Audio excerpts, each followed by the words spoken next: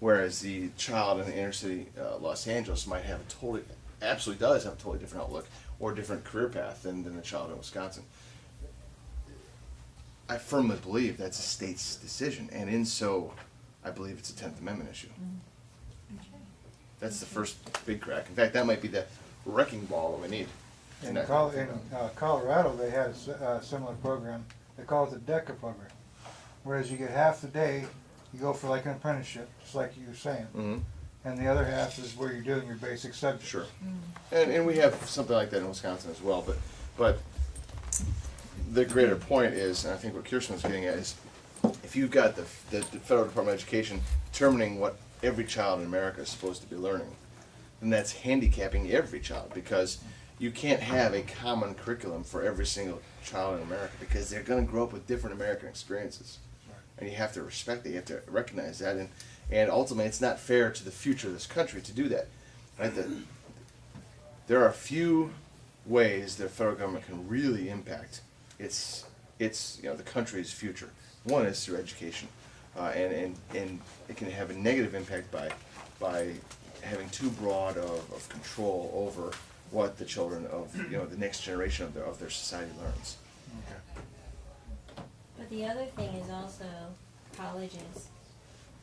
Because I was in education for 40 years, Sure. and I know what I went through in the 60s, and then I know what it was Yeah. like in Maryland getting student teachers. Sure. Okay. And I was shocked that they came to me not knowing how to teach. I had to teach them how to teach and do a lesson and how to do the skills. And then also people marketing their ideas out of universities or wherever to get people to buy their ideas so they could make big money. And we went through this phase of where we weren't going to teach them the skills of the language and the reading. We were just going to immerse them in the language. And and what then, you're illustrating is it's yeah. perfectly And clear then fraud. my friends teaching high school English, she'd say, the kids don't know how to read. I said, that's because we went through this phase. When you have and- things that focus on money, Yeah. fraud persists. Yeah. And so some of it is, it's not, there's no simple answer to it. It's really very Right. complex. Yeah. Do you feel the No Child Left Behind law is good? No, I don't. I think it's too general. And in education, right, you've got two warring sides always.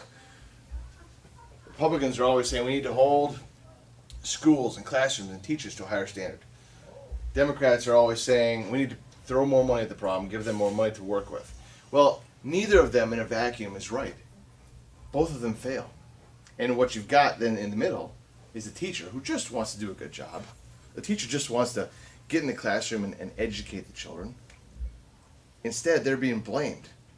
They're taking a brunt of the Republicans who are saying, "Oh, you're not performing well enough," and the Democrats are saying, "Well, you need more money." Well, no, the teacher just wants to do a good job. We need to get back to the point where both sides are working in concert with that and taking it seriously. Because if we don't, the teachers will continue to be blamed, right? And who suffers? The kids. And if the kids are suffering, the long-term prospects of our country is not good. The No Child Left Behind is too expensive, too much control from the federal government. I'm not a fan of it. I think another thing that really disturbs me right now, Dave, is crony capitalism. Yeah, sure. I'm seeing a ton of it. I'm seeing companies lining up or already on board with the federal government, thinking that this is their ticket to Millions. Yep. Exactly, and I mean companies like GE are a prime example of that.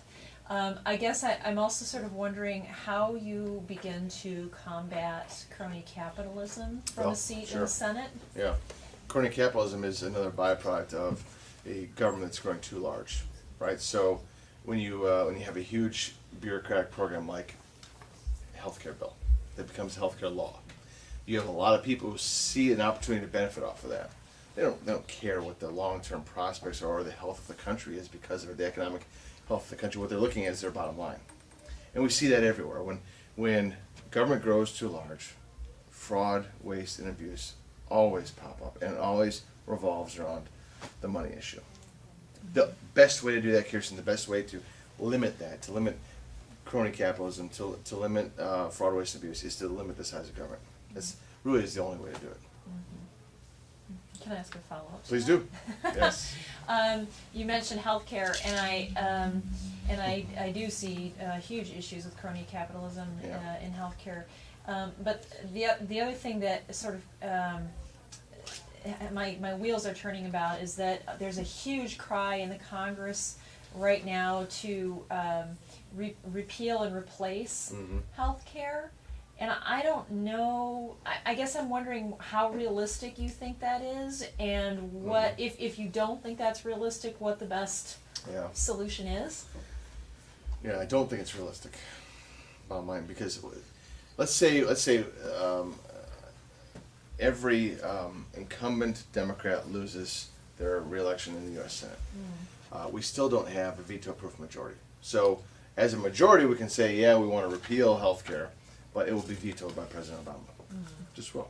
So what we have to recognize is we have 2 years as a majority, a new majority, to make this law, the law of the land, as inexpensive and non-intrusive in our lives as possible.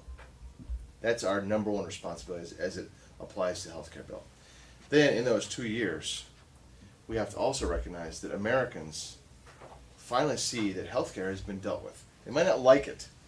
Most of America doesn't. But it's been done. It's taken care of. It's off the shelf of worries for most Americans right now, regardless of what their feelings are about it.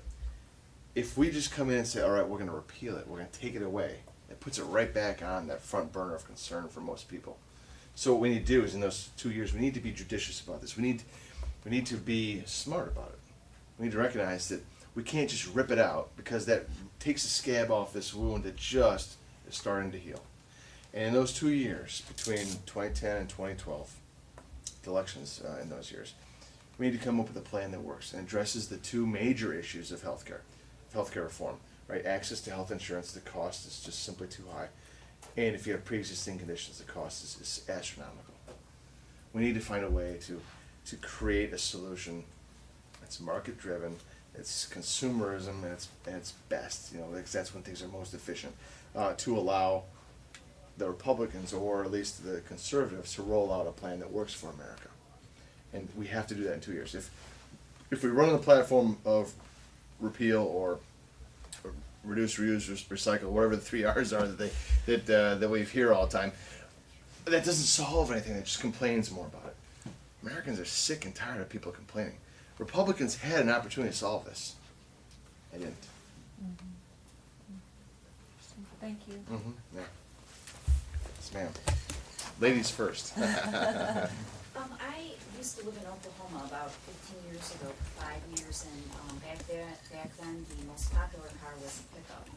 And as you may know, Oklahoma is very rich in natural gas. And they were retrofitted to run on natural gas. And I wonder why, if you know why.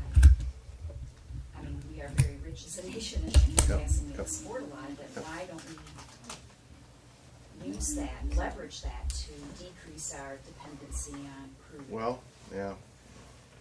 I don't think I have the exact answer, but I can speculate that in Oklahoma it makes a lot of sense. There's a lot of comparative advantage to do it right there, but in the rest of the country it might not be as efficient.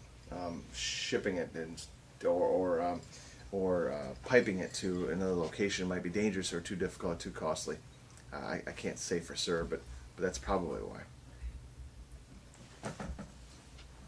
It's kind of an odd one here. As a senator, or even as a congressman, it is my belief that your number one biggest stick for whatever you want to do is it's you guys that control the money. Not the president, not the judiciary, nobody else. You control the money. You want the Department of Education reduced, cut off their funding. I agree. Yes. Yes. But that's you guys. Nobody else. No, right. You guys. Right. I wholeheartedly agree. Because that's, I can say you guys because you're gonna be elected. Thank you, thank you. There's a huge misconception out there that most people think that, you know, the president writes all the checks. No, they don't. Yeah. Congress does.